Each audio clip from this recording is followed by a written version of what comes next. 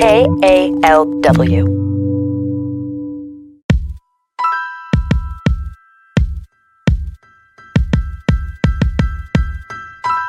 Hi everyone, this is Joe Kirk. These days I work for a housing nonprofit helping people find shelter. But when I was incarcerated, I was one of the founding producers of Uncuffed. When I was on the inside, I didn't get many letters, but when I did, it felt like Christmas. Now that I'm out, I'm having trouble keeping up with the people that I write. They don't have much contact to the outside world, so they're writing furiously. If this is your first time listening to Uncuffed, usually we play stories and conversations recorded inside prison. But almost a year into the pandemic, everything inside a prison has changed. Nearly 200 people in California prisons have died from COVID-19. Visits from loved ones aren't allowed, and the guys in Uncuffed can't access their usual recording equipment. So today we're bringing you the voices of people outside of prison who have loved ones on the inside. You're going to hear the letters they're writing to their friends and family. This is our second episode of Letters from the Outside, and this time, you'll also hear from someone you might know from previous episodes. This call and your telephone number will be monitored and recorded. When I get a letter, it's like this most intimate thing you can get. Like somebody took 10, 15 minutes out of their day to put their thoughts down on a paper for me. And like that little kind gesture, to me, is like the biggest excitement throughout my day. That was Edmund Richardson, one of the Uncuffed producers at San Quentin State Prison. He's really close friends with Adamu Chan. Adamu is an artist and activist who until about 3 months ago was also incarcerated at San Quentin. Since Adamu got out, he's been living in Berkeley and he's made sure to keep in touch with his friends who are still incarcerated, including Edmund. I'll let Adamu take it from here. Every day when they do mail call, like you're expecting to get a letter, you know, the correctional officers go through the mail, sort it, and then hand it out to folks. Either bring it to the cell or they, call over the microphone. And so, yeah, every day is like you're hoping that you get called. You're hoping that you get some kind of word from the outside, some affirmation, some good news, anything.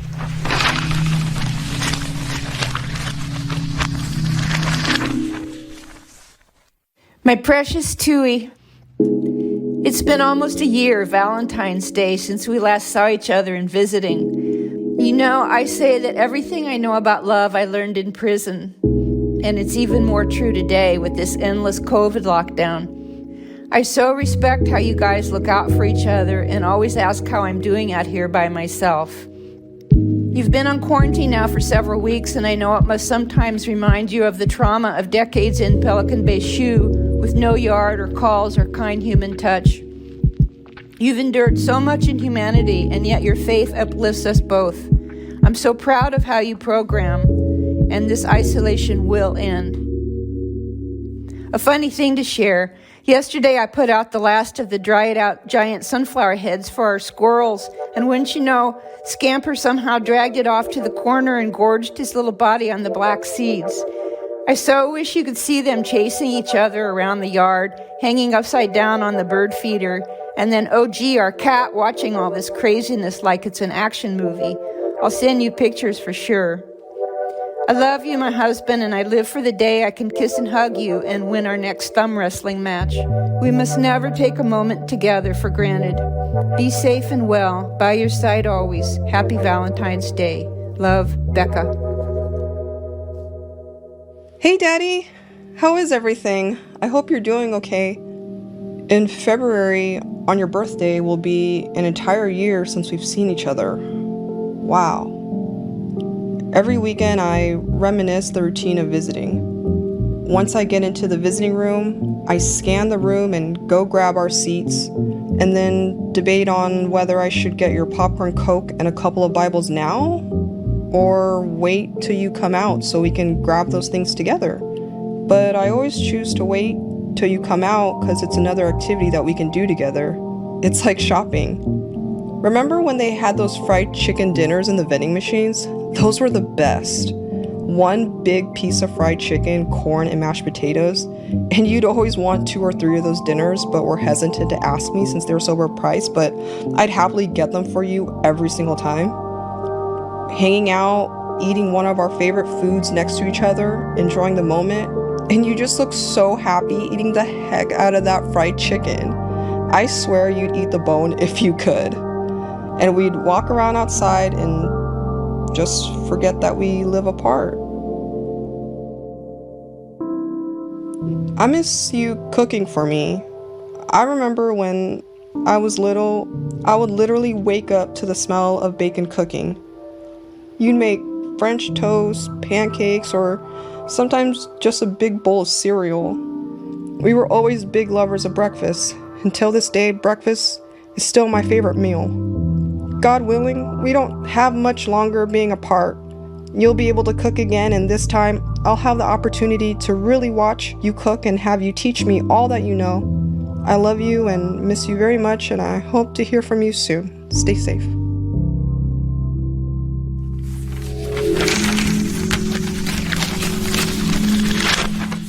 I got a letter from my man Edmund, CSP San Quentin, California 94964. Yeah, that's familiar. I remember addressing mine. I've known Edmund for over 2 years now, a little over 2 years now. I met Edmund in San Quentin in the Shakespeare program. We were both aspiring actors. But I think how we became close was through filmmaking and through the First Watch program at San Quentin, and we began spending like every day with each other. He's actually my best friend, and it's really exciting to get a letter from him on the day before his birthday. So I'm gonna go ahead and open this up.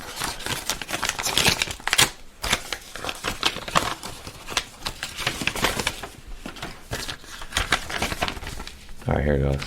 Adamu.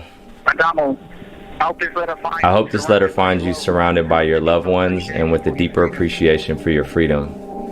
How are you doing? What's the adjustment to the streets been like for you? Man, when I got the news that you would be going home, a flood of emotions overcame me. I was excited, anxious, and sad. The bittersweetness of the moment, realizing that the man whose soul I fell in love with over the last couple of years would no longer be near me. It's hard to take on the weight of the world alone, but with you everything was bearable. I'm truly happy you're home where you belong. As for myself, I'm doing good. I mean, every day that I wake up is a blessing, you know? I have no complaints. Okay, that's a lie. It's been 9 months and some change, and I still can't stand this modified program and 23-hour lockdown. Then to add insult to injury after quote-unquote recovering from COVID-19, I have not been the same. I'm what you call a long hauler, still suffering from the after effects of the virus. Around 3 months ago, I started to have heart palpitations, pressure on my lungs, and my short-term memory was gone. No, is gone. The one thing that I hate the most is that I can't sleep. Anyway, the doctor diagnosed me with mild depression, prescribed me 3 milligrams of melatonin, and referred me to mental health. I still can't sleep. I know you suggested I see a therapist a long time ago, and honestly, I should have taken your advice. It's been a minute since I heard your voice, so when we talk now over the phone, it's awkward. Awkward because my body, my senses are searching for you, but you're not there. I think starting this friendship without using technology to communicate forced us to connect on a deeper level. I miss the sound of your laugh. I miss how you would get mad at me for stepping on your shoes because I was always randomly trying to hug you. I miss seeing you in the morning. I remember you made some sushi and put too much wasabi, and I bit into it and almost died. Let me be clear, spicy is not the same as lighter fluid being lit in your nostrils, LOL. I have memories like this one that are a constant reminder of how much I value our relationship, and more than anything, how much I miss you. I love you. Your best friend, Edmund.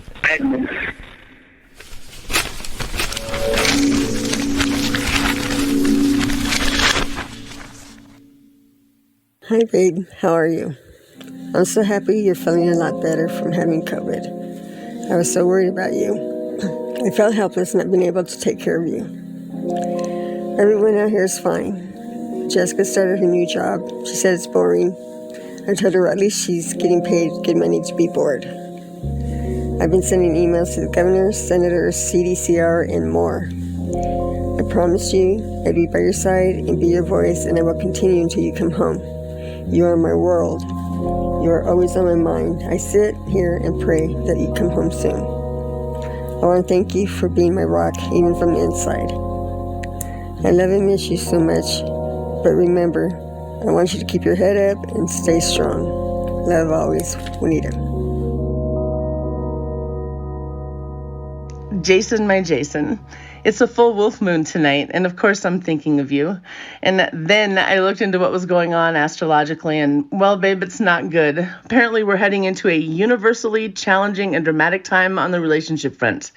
Could be turbulent. That sort of made me giggle. I mean, right now we got 3 states, a viral apocalypse, and a whole bunch of steel and concrete between us, and we are golden. I say bring it on. Anyway, my love, I'm just sitting here with my dad deep in the Rocky Mountains talking about you. He wanted to say hello.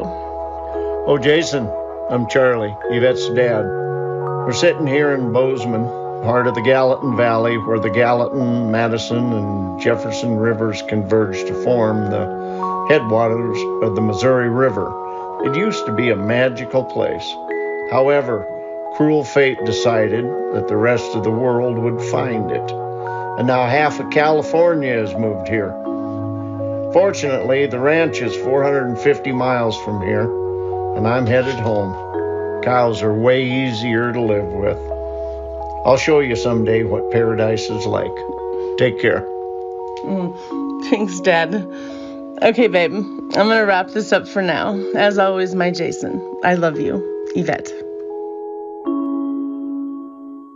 Dear Christian, I can't tell you how excited I am that we're in 2021. 7 more months and you are coming home. I know you are experiencing some fear and anxiety about this, but like we've talked about, this is normal and okay. You have a supportive family and positive environment to come home to, and will help you get through this transition. At 26, you're still so young and have an entire life ahead of you. You're smart. You'll catch up with the world quicker than you think. It sucks we're in the midst of a pandemic, but hopefully by the time you get home, enough people will be vaccinated and there will be some sense of normalcy.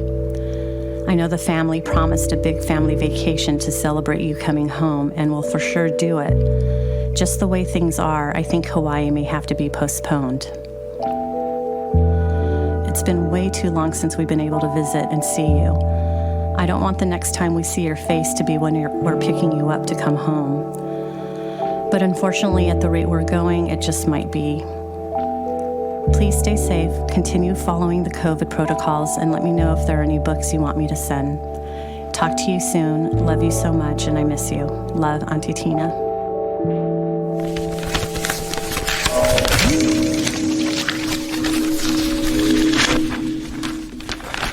All right, so I'm going to respond to Edmund. It's his birthday. And I think this letter took about 2.5 hours to type.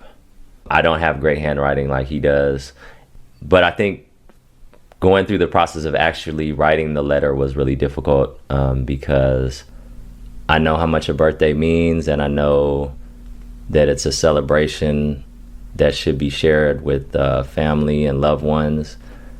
And I hope that Edmund was able to celebrate in the right way, and so I wanted to express that in this letter. Edmund, I hope you're doing as well as possible despite the circumstances. It's your birthday today, and I'm thinking about you intensely, wondering how you're feeling, what you're eating, who you're with, and if you're laughing a deep, joyful laugh that comes from deep down in a place untouched by the prison.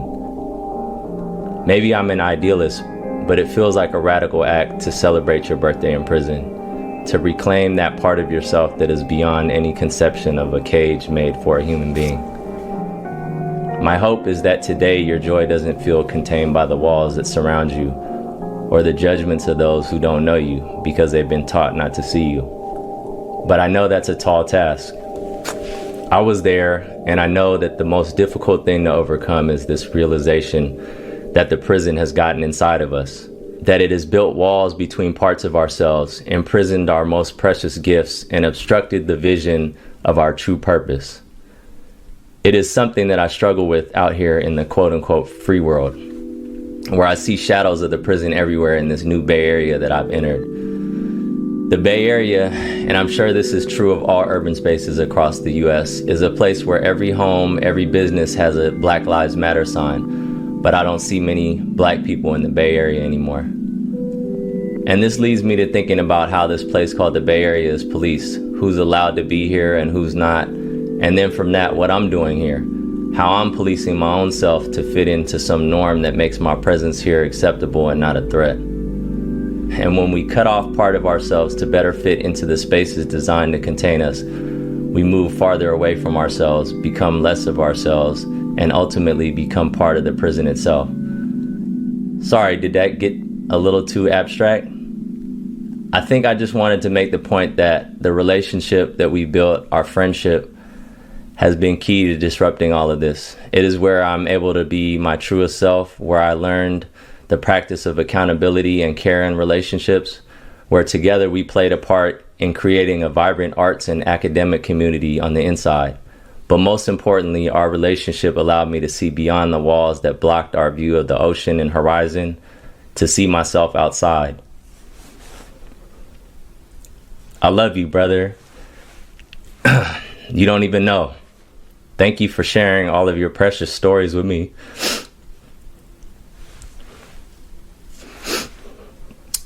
Even though I know you only gain the power of storytelling through suffering. I'm happy that you're finding ways to care for yourself in spite of such dire circumstances and in the absence of much direct support. Know that you are always here with me, and I am always there, and I will do everything in my power to see you are home sooner than you think. Happy born day, Edmund. I love you. Adamu.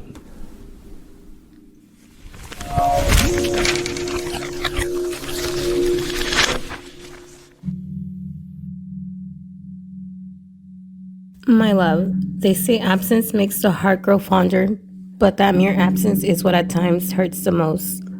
We miss you every single day.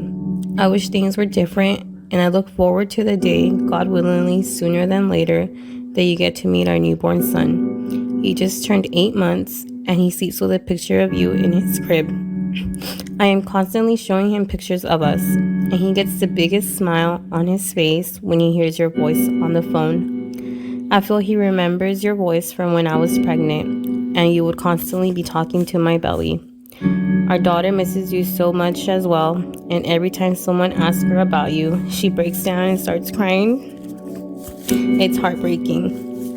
I have not heard anything since your friend of yours called to inform me that you were tested positive and they were taking you out of the building. I pray that you're okay, and I know that God is so big and He is taking care of you. In a few weeks, it will be 1 year since I last kissed you and felt your warm embrace.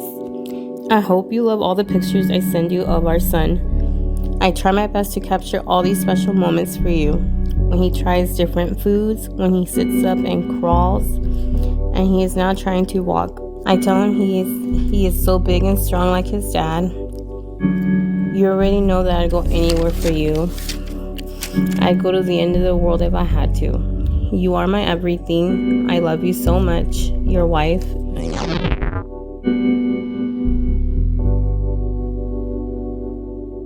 Dear Omar, damn. Like I told you in my previous letters, shit's been crazy, but it's not all bad. Minus the coronavirus and the turmoil it's caused the world, I've managed to finally get myself out of this super toxic, abusive relationship. This whole experience has forced me to look at myself and learn how to love the person staring back.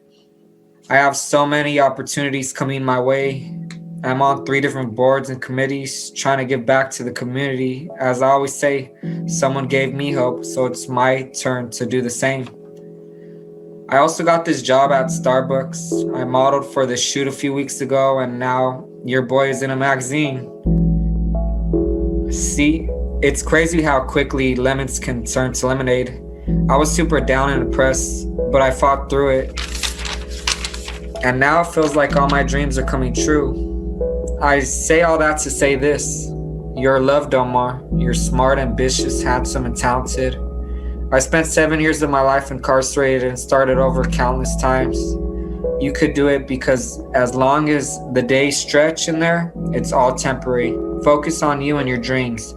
And when you're out, you have a brother and a best friend right here, ready to help you. You're loved, my boy. Don't be so hard on yourself. You still have your whole life ahead of you. Love, Daniel. Hi, my love.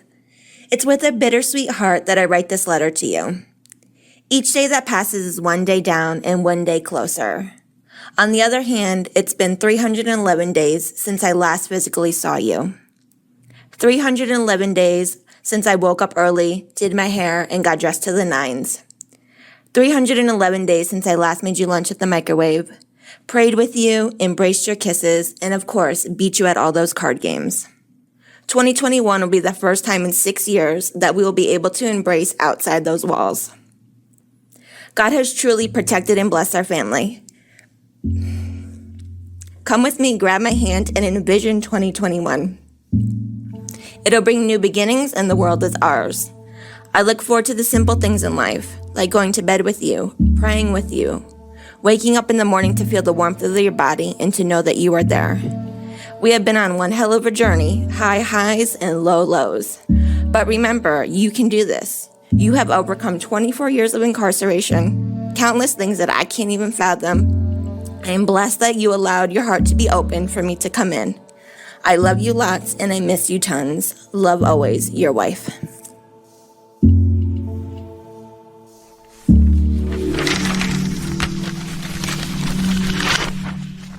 The prison isn't just the physical walls that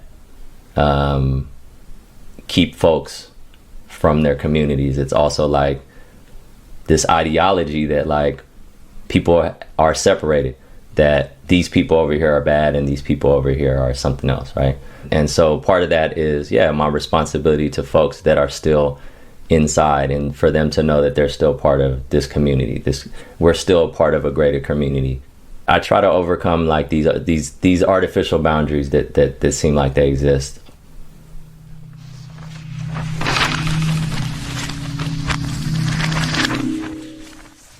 My baby, I hope this letter finds you, knowing how much I love and miss you.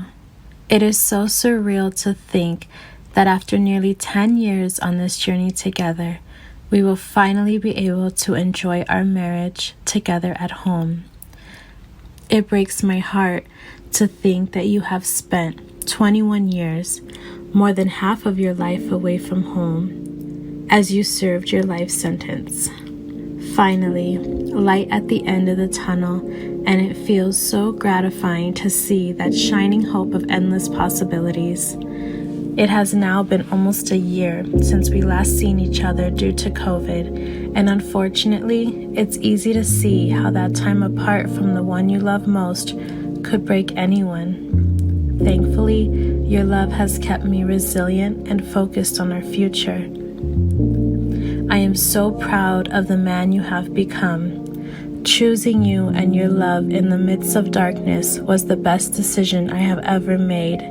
You are the best decision I have ever made, and I promise to continue choosing you all the days of my life. Forever yours, Wifey.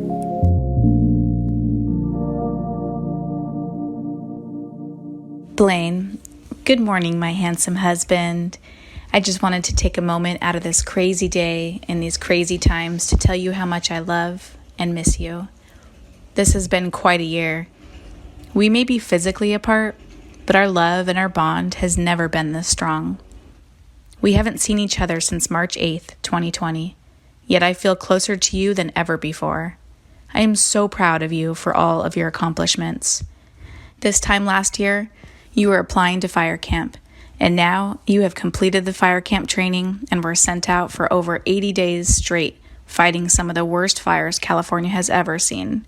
Not once did I hear you complain. You continue to amaze me with your resilience and dedication to providing for your family. You are my best friend, my soulmate, my life partner, my husband, my future baby daddy, my everything. The countdown is on, baby. After over 14 years behind those concrete walls, we are down to 108 days, 9 hours, 14 minutes, and 23 seconds until we will be in each other's arms again. But who's counting? I can hardly wait to see what our love set free will look like. I look forward to going to sleep in your arms, waking up in your sweet embrace, starting a family with you, buying our first house. Baby, the list goes on. Thank you, God, for your blessings and for gracing us with the most beautiful love story there ever was. I love you so much, baby. Please stay safe, stay healthy, and I will see you very, very soon. Yours truly, your wife.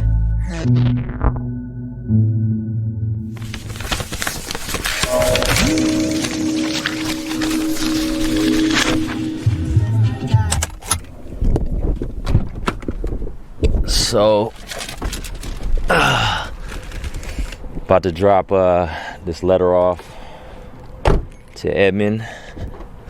Had to drive a couple blocks to go find a mailbox.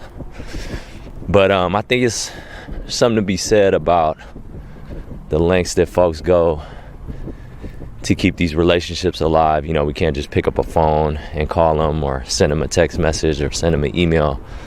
You know, it's really important for me to know that Edmund knows that he's supported out here and that these words reach him. So I'm hoping that this letter finds its way to him soon. About to drop it in here. I put some pictures in there and also some stamps so he can write me back or write whoever he wants to. So yeah, hopefully this letter gets to him. Hopefully it gets to him quick.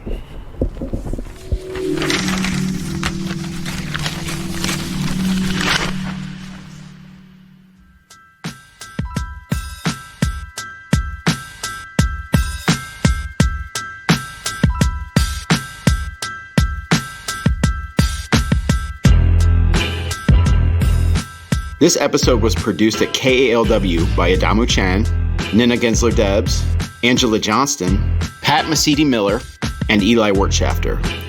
Our theme music is by David Jossi.